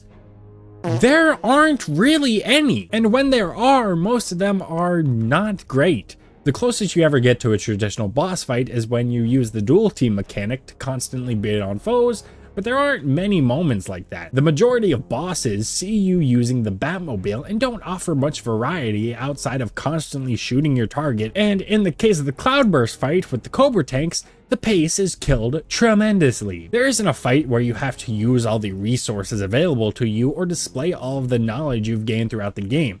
It's all very dumbed down and seems uninspired. Finally, the last gripe that I have with this game is the Arkham Knight. Now, I know I just praised the idea of Jason being behind the mask as well as the performance and symbolism of the character, but my problem is with how his secret identity is handled. Before this game came out, a major part of the marketing was that the Arkham Knight was an original character and his identity was unknown. So the Arkham Knight is a very significant new character. We've designed him at Rocksteady as a completely original and new character created in collaboration with DC Comics. So it's so exciting for us as a studio to be able to kind of contribute to Batman's world and the Arkhamverse in that way. The problem is, everyone pretty much guessed that it was Jason right away. He just seemed too similar to the character of Red Hood, and it was pretty obvious to fans of the comics. The other problem was that even if you have never picked up a Batman comic in your life and never heard about the character of Jason Todd, the game just straight up shoves you in his face. Before this game, he had never been mentioned once, but now all of a sudden his story is very integral to Batman's arc. Don't get me wrong, I like all the flashbacks in the overall story, but it completely removed the mystery of the Knight's identity. There aren't even any red herrings that try to throw you off from the suspicion. It's just right there, plain as day. Maybe Rocksteady thought that the story wouldn't be as impactful if it was just Red Hood and we already knew who it was, but I beg to differ. The Under the Red Hood animated movie almost has the same premise, and yet it's still emotionally impactful because we get to see Batman's journey and thoughts as he finds out that a young man he thought to be dead is not only alive, but standing opposite of Batman's morals as he believes that the criminals of Gotham should be killed. I like the journey Jason has from being the Arkham Knight to eventually shedding that to become the Red Hood, but the mystery and the mystique aspect could have been handled better. But besides those gripes, I absolutely love this game. I believe the positives outweigh the negatives. The story takes greater risks that pay off very well in my eyes, and I view it as a very satisfying conclusion to the Arkham saga.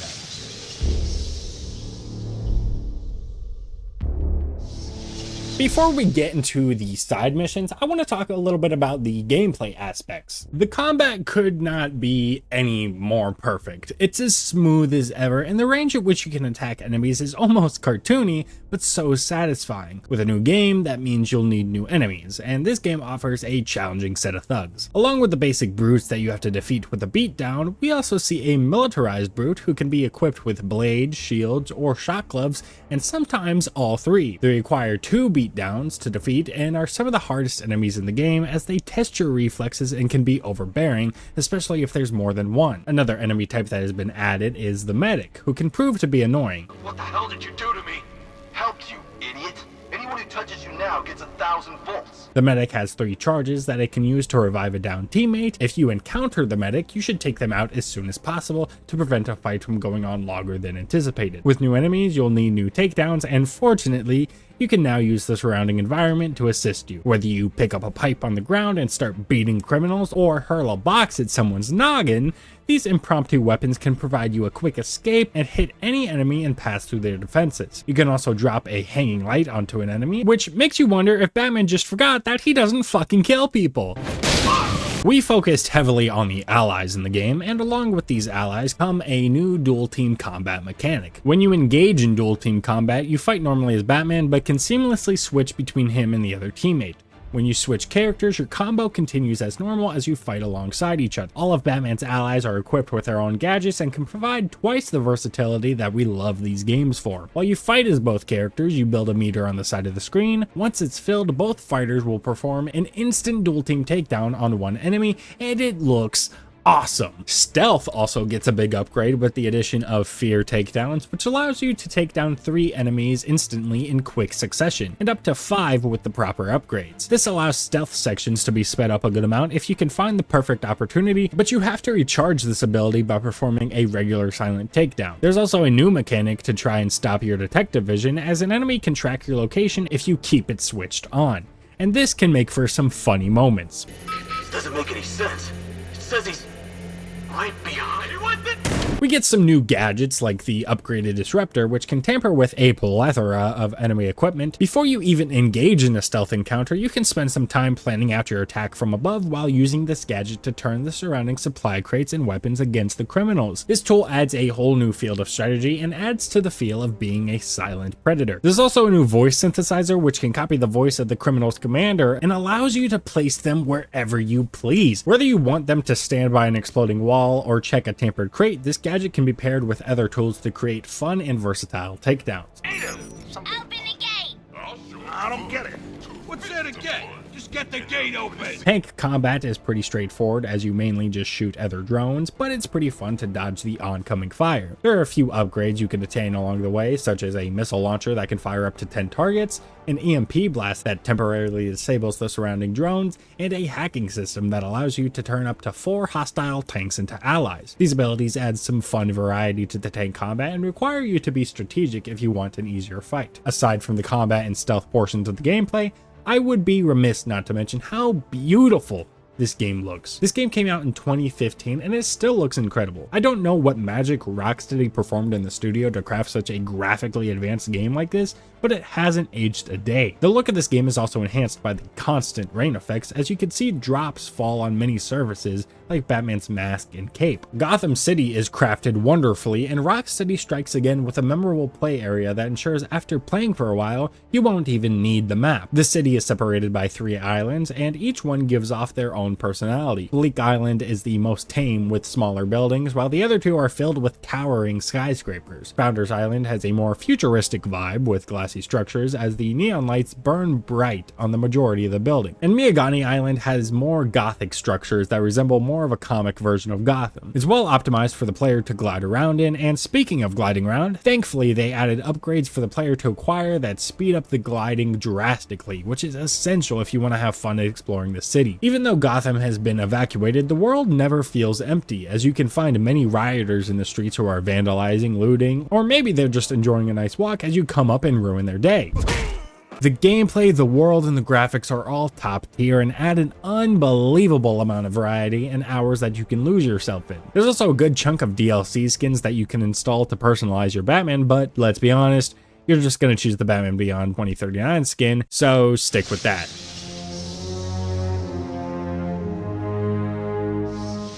Alright, moving on to side missions. There's a total of 18 in the game, 14 in the base, and 4 DLC side missions, so we're going to split this up into sections. Number 1, one-off side missions. Number 2, recurring side missions. Number 3, militia side missions. And number 4, the Season of Infamy side missions. Starting with the one-offs, we have Friend in Need, which is easily the worst side mission in the entire game. We get to see a returning Hush who had a big build-up in Arkham City, and it was thought that he was going to play a big role in this game, but instead, he sneaks into Wayne Tower, holds Lucius captive, Batman comes to stop him, and then he does.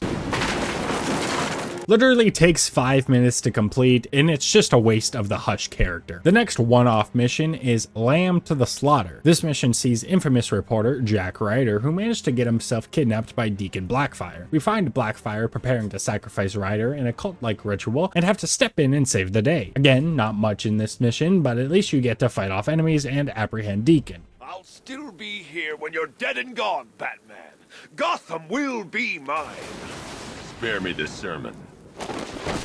I also thought it was cool that they added a more obscure character like Blackfire into the game, so yeah, quick, easy fun, and not much else to it. Now we're gonna move to the recurring missions of the game. These are missions that have multiple parts to them. First, we have Creature of the Night, which, Jesus fuck! This is easily one of the best jump scares in a video game, and it's fun to watch other people play and see their reaction. This mission has us tracking down Man-Bat, who can be seen flying across the city at various points, leaving you to swoop in and collect his blood sample. This mission has a sad story, as we learn that Kirk Langstrom just wanted to help cure deafness in the world, but his experiments that consisted of combining bat and human DNA failed, resulting in him becoming the Man-Bat and killing his wife. After you catch him enough times, he returns to normal after Batman administers an antidote and is locked in GCPD to mourn his wife. Where's Francine?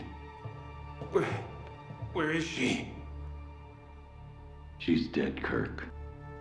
No. She can't be. I didn't. What have I done? Next, we have the perfect crime. Across Gotham, you can find multiple mutilated corpses, leaving you to identify them by scanning their bodies. The scanner is pretty cool as it lets you investigate separate layers of these bodies to find any unique marks. Once you find all 6 bodies, Alfred can track down the exact location from which these bodies have come from, leading you to an abandoned beauty parlor run by Laszlo Valentine, aka Professor Pig. Pig is very creepy and unsettling and gives off Bioshock vibes as he tries to perfect people in his own sadistic way. Bad. Pig is like clay. Pig is like a god. Pig is here to fix us all. We have a cool fight where the only way we can take down his subjects is by performing ground takedowns until we eventually put an end to the professor. A cool mission that explored Batman's detective side and introduced me to a very interesting and disturbed character. Next up is Gotham on Fire, which sees the return of Firefly from Arkham Origins. You beat me once, but that was a long time ago. Firefly is loose in Gotham, burning down different fire stations, and it's your job to find and extinguish them. Once you do that, Firefly bursts out the station and you have to chase him down with the Batmobile until you catch him and deliver a beatdown. It's not a very extensive mission, there are only about 3 fire stations, and on the 3rd one, once you catch Firefly, you bring him to the GCPD. It's a quick mission and I'm fine with that, as I don't think Firefly is a character that needs to be that deep. Next on the list is Heir to the Cowl, where we get to meet up with a familiar face in Azrael. Dark days are here, Batman. The prophecy has come true. From the ashes of Arkham City, the fires are raging, and Gotham is burning. You can find Azrael across multiple rooftops in Gotham along with a burning bat symbol. Azrael has come to fulfill the prophecy that he warned us of and take up the mantle of the Dark Knight. Azrael proclaims that if he's going to do so, then he will not kill. Batman isn't convinced yet, so he sets up multiple challenges for Azrael to complete that require him not to be hit while facing multiple enemies. During these challenges, we get to play as Azrael, and there is a bit of fun to be had as you avoid being struck. His gameplay isn't very extensive though, as he's just a copy and paste of Batman, but it makes sense as he's been watching The Dark Knight for a while. Once you complete all of the challenges, Batman tells Azrael that he'll contact him eventually, but he seems very impatient. There is no decision to make, Batman. I am ready now. I decide how this works, not you. Every moment you waste, Gotham falls deeper into the abyss. Make your decision fast, or she will be lost forever. Batman heads back to the clock tower as Alfred has found that Azrael's real name is Michael Lane, a former police officer who was dismissed due to psychological issues and recruited by the Order of Saint Dumas. Batman analyzes a microprocessor that has been placed in Lane's brain that has been implanted with a secret message by the Order. The Dark Knight stands in the way of our cause. He prevents the evil of Gotham from facing true divine justice. When you have proven yourself, wait for your moment, and then strike him down. Take your rightful place as Gotham's new guardian. A guardian wholly willing and relentless in his quest to protect this city. Lane finds Batman and seems to be struggling between his true self and his Azrael persona. You gain control of Azrael and have a choice to either kill Batman or break your sword. Of course, if you try to kill Batman, then he'll counter and take you to GCPD. But if you break the sword, Azrael will leave and Batman will show his respect. You made the right decision, Michael. I do no one's bidding but God's. The Order must answer for what they have done to me. This is a great side mission, and I love the fact that you can choose Azrael's fate. He's a very interesting character that I wish we could see more of, but as of right now, this mission was very satisfying. Next up is The Line of Duty, which has Batman searching for multiple firefighters across the city. Each firefighter is held captive by a group of thugs, and once you rescue each one of them, you learn more information about how they were captured, and it closely relates to the Firefly mission. Once you free all the firefighters, all you have left is to rescue the Chief, Underhill. Once you free him, you learn that he was the one who gave Firefly the access codes to abandoned fire stations, but he didn't do it without reason. It was you who gave Firefly the access codes and addresses of abandoned buildings. I always made sure they were empty. No one was hurt. You put your men in danger. The city was shutting us down. I couldn't let them do it. I couldn't. And while there was an arsonist at large in Gotham, your men would keep their jobs. They've got families. They gave their lives to this city. I made a promise to them.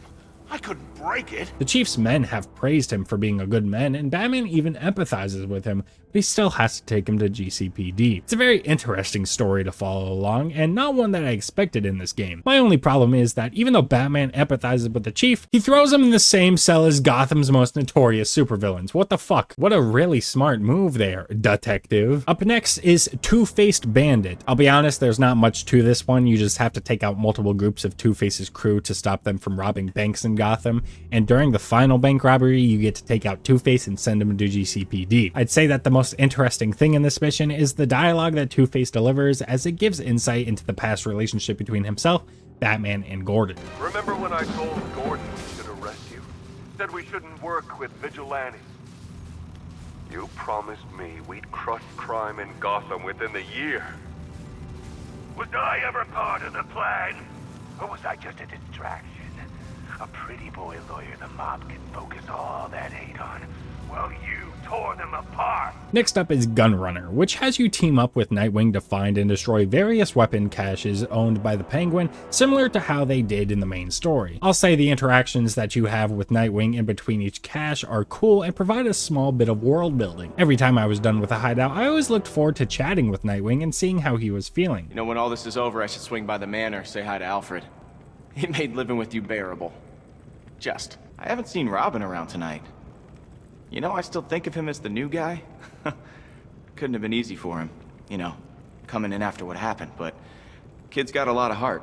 After you destroy enough caches, Nightwing will alert you that he's found the Penguin, albeit while also being captured by the Penguin. You have to go rescue him and prepare to take out the final cache, but before doing so, what the hell, bro? How does that even happen? Eventually, Nightwing and Batman pull out a page from the Flying Grayson's book to take down Penguin and simultaneously destroy the final cache. Ow, shit! I swear to God, you better kill me, Batman. Otherwise, I'm gonna kill you! I'm gonna...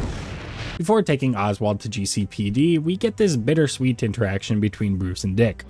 I'm proud of you, Dick. Are you feeling okay? This is the end. This is the last time we meet. Don't talk like that. All right, this won't stop you. Nothing stops you. Keep Bloodhaven safe. Promise me. It's okay, Bruce. I get it. You just don't want me hanging around, stealing the limelight. Dick. I won't let you down. I know. It's very sad to watch, especially if you know what comes next, but a testament to how much Batman trusts and respects his proteges, even though he doesn't always express it. After that, Oswald is taken into custody and Gotham is down another criminal. Am I forgetting anyone? Oh well. Next we have the militia missions, in which 4 different quests relate to regaining control of Gotham and wiping out the remaining militia forces. These missions see you disabling bombs that are drilled into the streets of Gotham, as Batman says the Arkham subreddit's favorite goddamn line over and over again. The bomb's payload is the bomb payload. I can use the power of the bomb to trigger the bomb. Deactivating checkpoints placed along the various roads in the city, taking out APCs that are driving around Gotham, and disabling guard towers that are active with sentry turrets. Once you start taking out enough of the militia forces, you start catching the attention of the new commander that took the Arkham Knight's place. It's good to see you again, Batman. It's been a while. Slade. Codename's Deathstroke, and I'm on the job. Oh, hell yeah. Deathstroke was awesome in Arkham Origins. And now he's back. After wiping Gotham City clean of all the militia forces, Deathstroke challenges you to a rematch. You're a merc without a job. Not exactly. I took payment in advance on this one, and that makes me professionally obliged to finish this. Aw, hell yeah. Deathstroke has been talking that shit to us, thinking he could take us out after all these years, and now it's finally time to face him one-on-one, mano-a-mano, face-to-face, hand-to-hand. Oh, hold on. I'm getting another phone call. Yeah. Are you fucking kidding me? Scans indicate that Deathstroke's tank has a 360-degree field of vision. It's just a copy and paste of the Cloudburst boss fight from the main game. And let me remind you, the worst boss fight in the Arkham series. This one just breaks my heart. I don't even know if I want to focus on it all that much. Just know that he defeats Deathstroke and takes him to jail, and it's all very not cool. You think it's wise to put me in here with all these lesser warriors? Loser! You're a loser! Are you feeling sorry for yourself? I still feel like I'm forgetting something or forgetting someone. What? Whatever. Finally, we have the Season of Infamy DLC side quest, which consists of 4 returning villains from the Arkham series: Killer Croc, Mad Hatter, Ra's al Ghul, and Mr. Freeze. These 4 missions are honestly the best that the game has to offer and are worth paying for. You also get access to more areas around the city where these villains reside, so it all feels fresh. They offer some deep narratives that I was not expecting and make you sympathetic for most of the villains, except for Mad Hatter, because he's always a bastard. 1, 2, 3. A hat trick of your boys in blue. Do they live or die? Well, that's up to you. I will say that the Mad Hatter mission is unique and gets very close to the same feeling that the original Scarecrow nightmares in Asylum had. You get sent into a book and break the fourth wall a bit as you jump through the pages that retell the story of the Arkham series. The art style looks very cartoony, and you get to face familiar enemies from the series past. No, this can't be how it ends. There's tea for 2.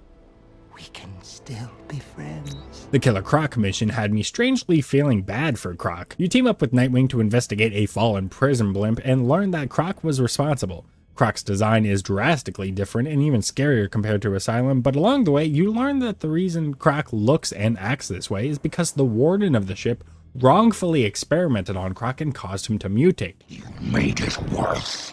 Fix me. I can't. Your mutation is aggravated by trauma. There's nothing we can do.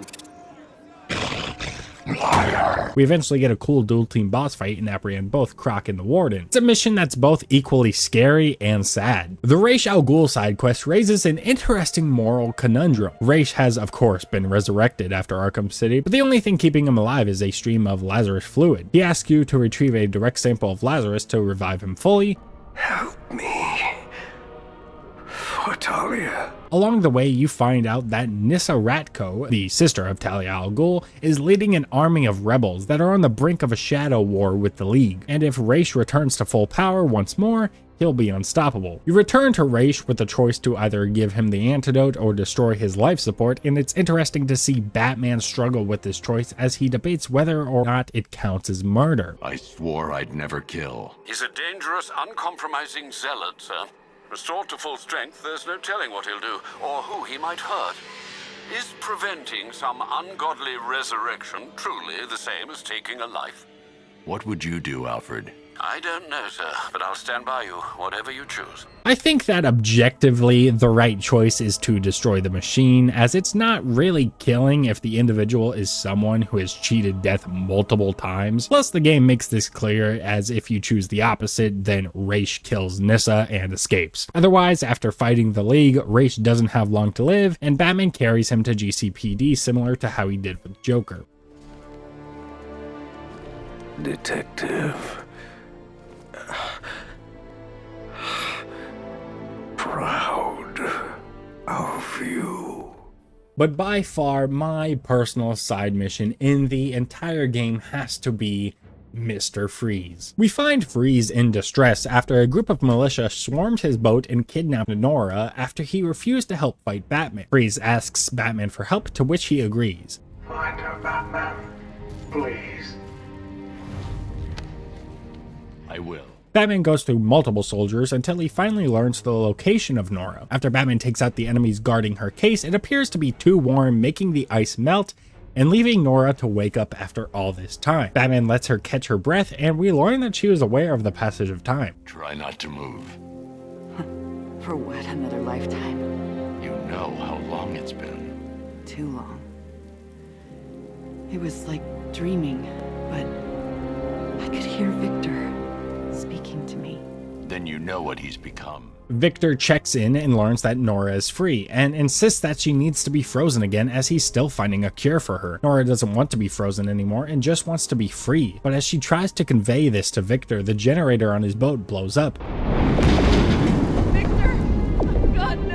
Militia forces go to attack Freeze, so Batman races through a snowy Gotham to save him. Once we arrive, we help take out the many drones that appear, but they're proving to be too much. Freeze is left with no other choice but to destroy his life's work and detonate his generator to save Batman and Nora. Unfortunately, this means that he can no longer cure Nora of her disease. We deliver Nora to Victor as they share this moment together. My word, the equipment, it's all gone. I can't save you. Maybe there's another way. Victor, this isn't you. I won't let you destroy yourself anymore. I wish I could have told you sooner. I don't want you to die, Nora. Then let me live.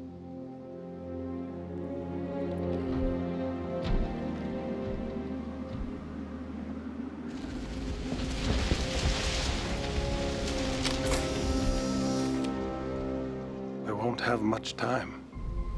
Days.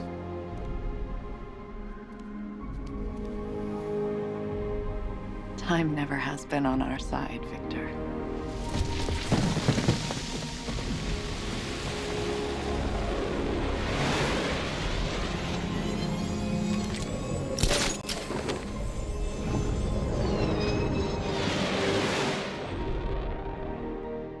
Such a heartbreaking moment that's packed with incredible dialogue, emotional music, and wonderful camera work. I've always said that Freeze is a great villain because he's not much of a villain. He does bad things, but his intentions are good. He's just a man who loves his wife, and Batman understands and respects that. I've always loved their dynamic throughout Batman media, and I think this is an incredible way to end the Freeze story. What the hell could I possibly be forgetting? Oh, fuck. Forget Scarecrow.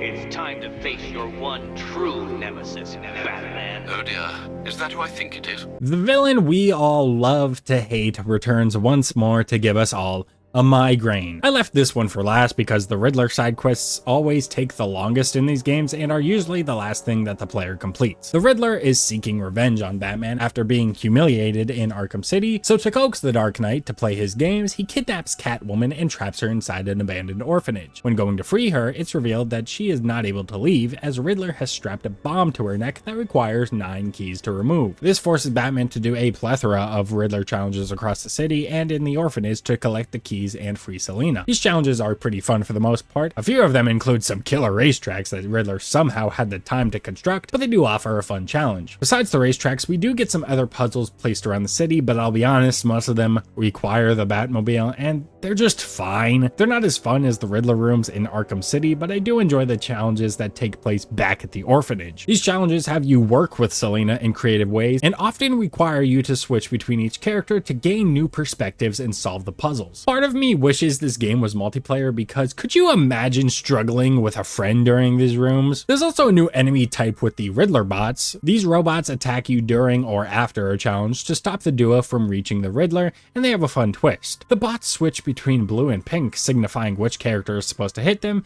and if the wrong person does so, they get treated to a shock. Just like with Nightwing, you can talk to Selina in between each puzzle to see what's on her mind, and the dialogue can range from serious to casually funny. This is definitely your mess, and I appreciate you cleaning it up, but just be careful while you do it, okay? Selina, where were you last Friday, between midnight and 1 a.m.? Giving blood. No, wait, volunteering. Why? There was a break-in at the Museum of Gotham. A valuable gemstone was stolen. What? No. Who could do such a thing? Just put it back. Eventually, when you do all the puzzles and free Selina, the two leave the orphanage until Riddler bursts in with a giant robot and starts fighting you. Enough! This is beneath me. You are beneath me. You want to finish this, detective? Then you must earn the privilege. Solve every last riddle in this city and I'll fight you, Batman, but not a moment before. God damn it. As you guessed, you have to find all 243 Riddler trophies and puzzles before you can actually fight him. Thankfully, they only dumbed it down to 243 compared to Arkham City's 440. Finally, once you collect all the Riddler trophies, Riddler will come out of hiding to fight, and Catwoman will help you finish the job. I gotta say, this fight is pretty fun, and after 4 games, you finally get to punch the Riddler in the face, and it's so satisfying. After taking down Eddie, you get ready to take him to GCPD, but have this interaction with Selina. Now be a good damsel and bestow a kiss on your gallant hero. Play nice. You're not playing at all. No, I'm not. Not anymore. And what's that supposed to mean? It means this is the end, Selina. It means we can't. I can't. I will see you again, right? No one will. Gotham needs something more, something worse to defend her. She needs a new myth. A legend more powerful than I can be right now. A legend that can only rise from the ashes of the Batman. Some things you can't do alone, Bruce.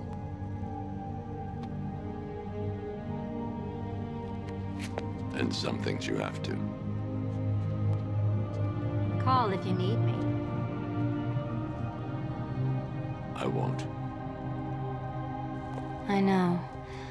I just wanted to say it. This hit me right in the feels because you could see that he's trying to be stoic. After all, he knows it's not in the cards for them, especially after tonight, but you can tell a part of him wants to be with and even possibly loves Selina. Batman always comes first. It's very sad and emotional and a hard-hitting moment to end on, especially since that means it's time for Knightfall.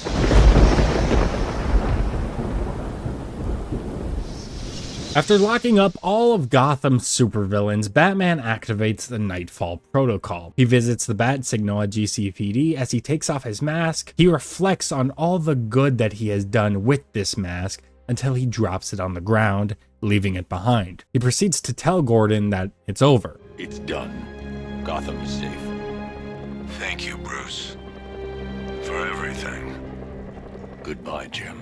He looks upon the city that he loves until leaving the scene on his Batwing and letting the signal that gave Gotham hope for years self-destruct. We cut to Wayne Manor, where we see a large amount of citizens and reporters outside awaiting Batman's arrival. Batman drops down in the Batwing as everyone scrambles to take pictures and videos, but Batman slowly arrives at the front door, greeting Alfred. Are you sure you want to do this, Master Bruce?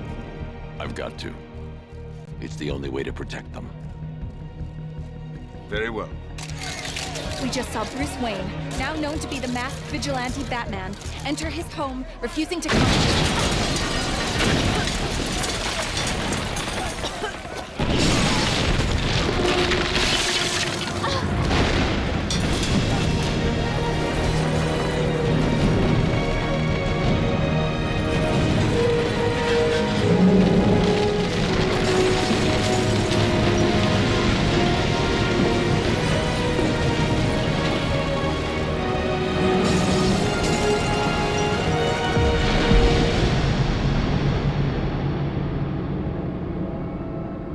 This is how it happened. This is how the Batman died.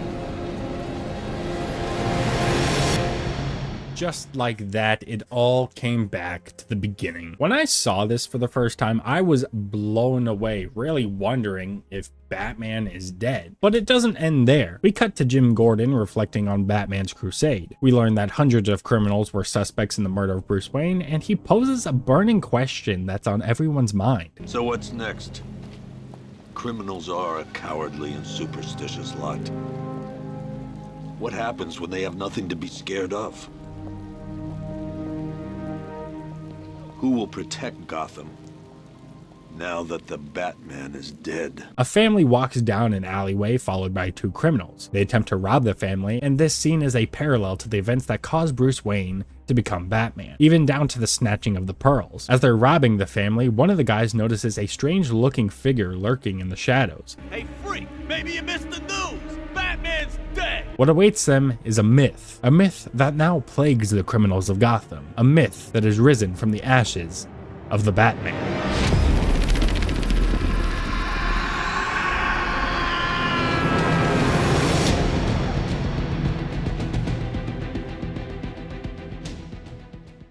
absolutely incredible way to end off such an iconic series. Batman faking his death and using fear toxin to haunt the criminals of the city is a genius choice. He's not only faced his fears against Scarecrow, but eventually became the face of fear, truly being one with the shadows.